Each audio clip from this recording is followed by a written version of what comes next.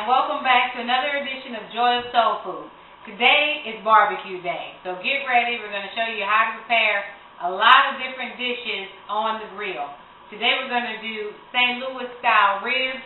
St. Louis style ribs are different than a lot of other cities' ribs like Memphis, which is a dry rub. St. Louis ribs are cooked over in a very, very smoky grill with moisture for a long period of time, and they're considered done when they fall off the bone. So we're going to teach you how to do that. And the seasonings are very similar for what we're cooking today, but the technique is different, which makes the taste and the texture very different. We're also going to grill some shrimp on skewers. We're going to make some burgers, and we're going to grill some chicken. So we're going to start off with our ribs. With the St. Louis style ribs, the most important thing, we start off with a rib like this. You may buy the ribs that have the rib tip on the end. The rib tip is very good as well. This time I got it with the rib tip removed. So what we do, the most important thing about this to have tender ribs is to remove this membrane. On the back of the ribs there is a membrane. See? Right here. And what you want to do is very gently and very carefully cut this away. If you don't remove this, your ribs will be tough. Okay? So this part is not fun. It can be kind of tedious. And if you don't, you want to be very careful so that you don't hurt yourself. But once the membrane is removed, it's so worth it. So, as you see here, I'm going to be pulling the membrane up, sticking my knife underneath it, and then just sliding my knife along the membrane to remove it completely. And I have 3 slabs of ribs, so I'll be back with you in a second.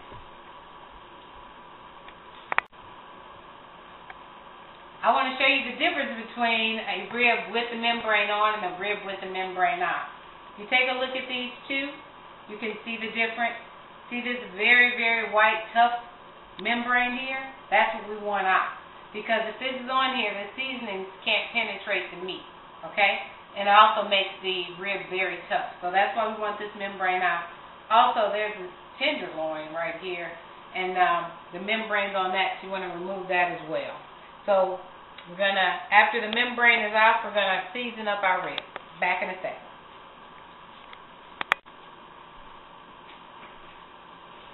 Alright, so I showed you the nice version, but for those that clean ribs all the time and are not so squeamish, you can also just stick your fingers underneath the membrane and just rip it off.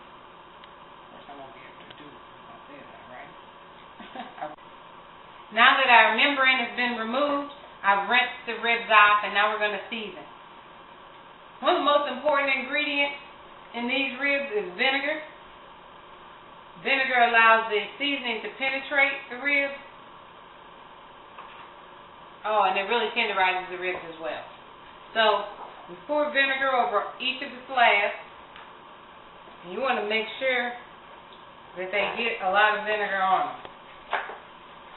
Okay? Don't be shy. It's not like it's going to boil in them. So just pour vinegar over each slab. Lightly. I say lightly. That might be heavy to some. It's lightly to me. Okay, there we go. Got vinegar. And we're going to add Caesar sauce. Surprise.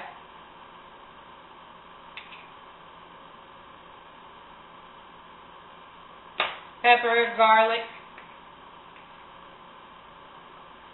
traditional soul food seasonings, but what's different this time is we're actually going to rub them into the meat. Okay? Not just a sprinkle thing with the ribs. You want to make sure the ribs are good and seasoned.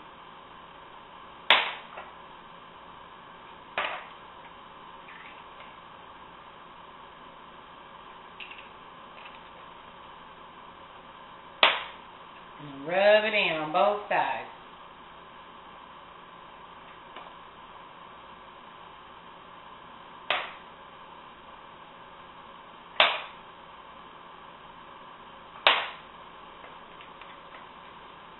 We're going to cook them very slowly. Once the coals get white, we'll put them on the grill. We're also going to stick a cast iron skillet on the grill and fill that up with water. and let the steam and the smoke cook the ribs together very slowly.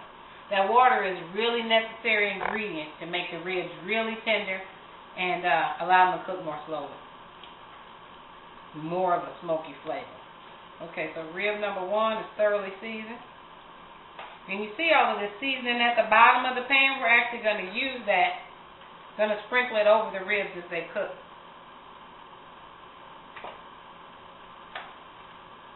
Okay, make some pepper.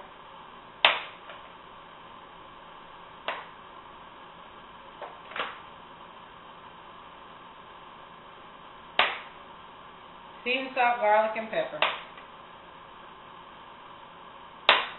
Vinegar and rub. Okay, rib 2. You can see if there's a lack of seasoned salt or pepper. Garlic, you just have to guess.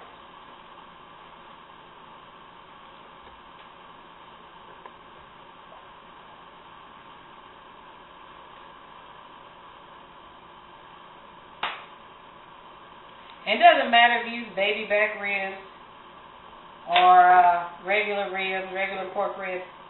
I prefer pork ribs to beef ribs. You can use whatever you like. I never boil ribs. Never boil ribs. That flavor is just not what we're going for here. Okay, so now that that's ready, we're going to put those on the grill. We're going to make our basting water, okay? Coated the grill with a little bit of oil, very, very light coating, so the meat won't stick. Since we've taken most of the fat off our ribs, that's important. And then we're just going to sit them back on the grill. Be careful not to burn yourself. See, the coals are white. And that's when you know it's time to put the ribs on. See the smoke. We also added a few wood chips in there to give it a nice hickory flavor. Alright? We're going to let this cook. Right now our grill is at about 275.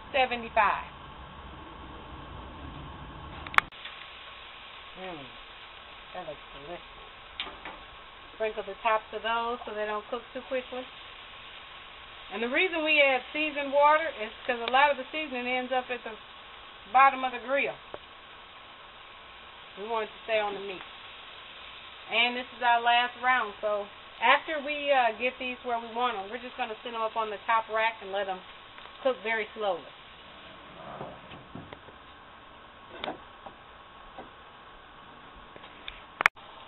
Alright, now our ribs are just ready to cook slowly. So we're going to put them on the top rack and allow them to do that while we cook the chicken.